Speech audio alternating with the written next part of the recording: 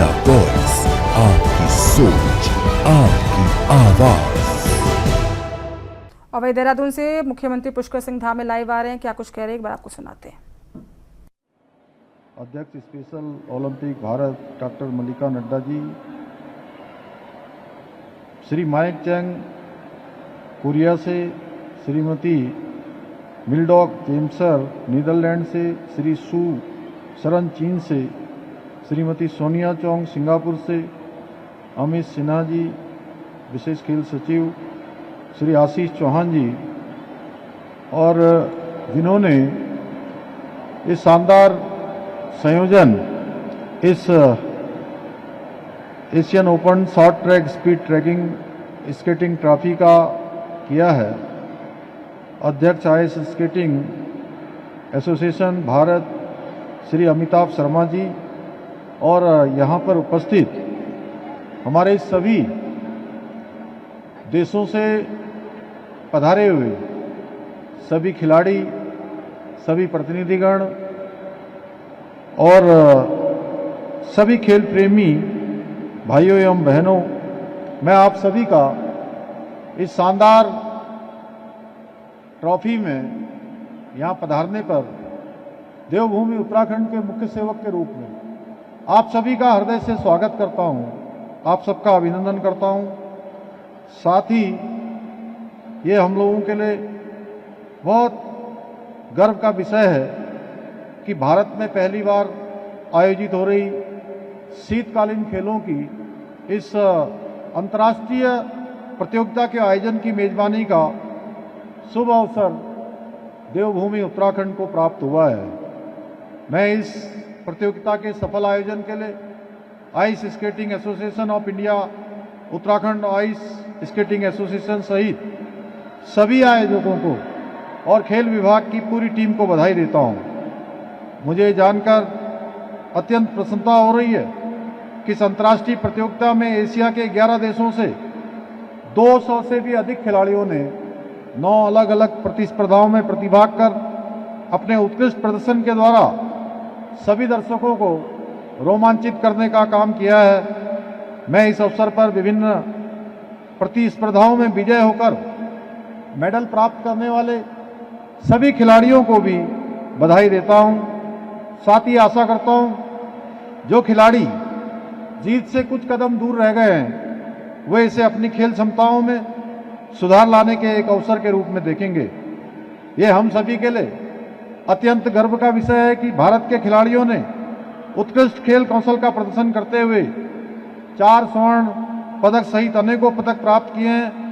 मुझे पूरा विश्वास है कि ये प्रतियोगिता भारत में शीतकालीन खेलों के नए युग की शुरुआत का प्रतीक बनेगी और हमारे खिलाड़ियों को अंतर्राष्ट्रीय स्तर पर उत्कृष्ट प्रदर्शन करने के लिए प्रेरित करेगी।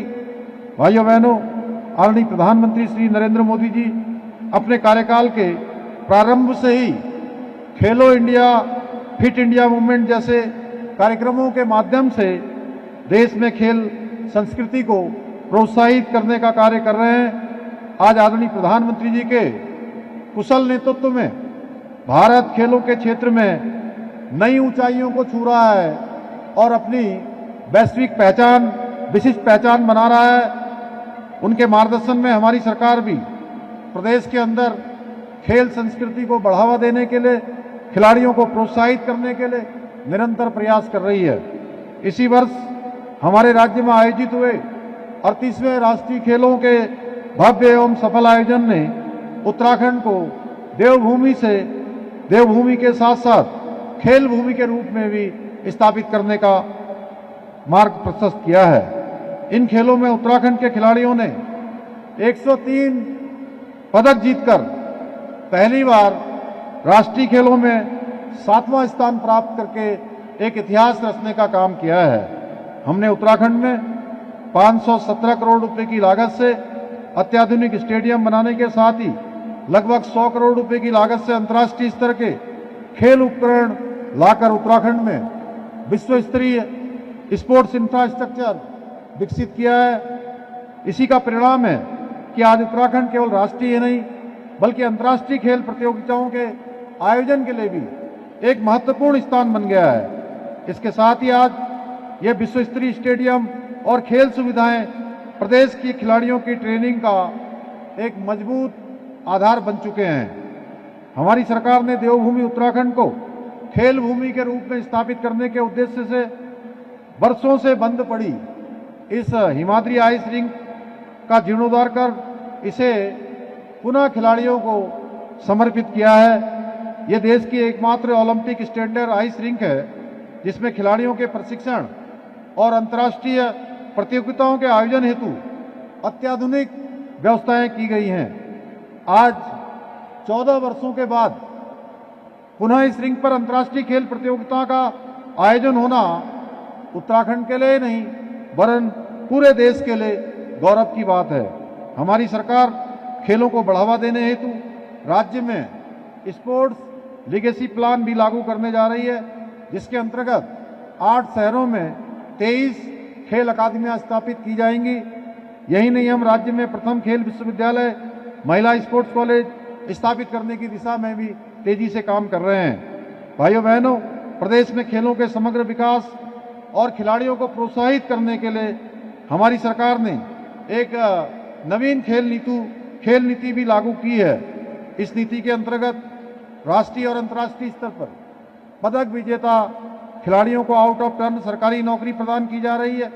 इसके साथ ही हमारी सरकार मुख्यमंत्री खेल विकास निधि, मुख्यमंत्री खिलाड़ी प्रोत्साहन योजना, मुख्यमंत्री उदयमान खिलाड़ी योजना तथा खेल किट योजना जैसे कार्यक्रमों के माध्यम से उभरते हुए खिलाड़ियों को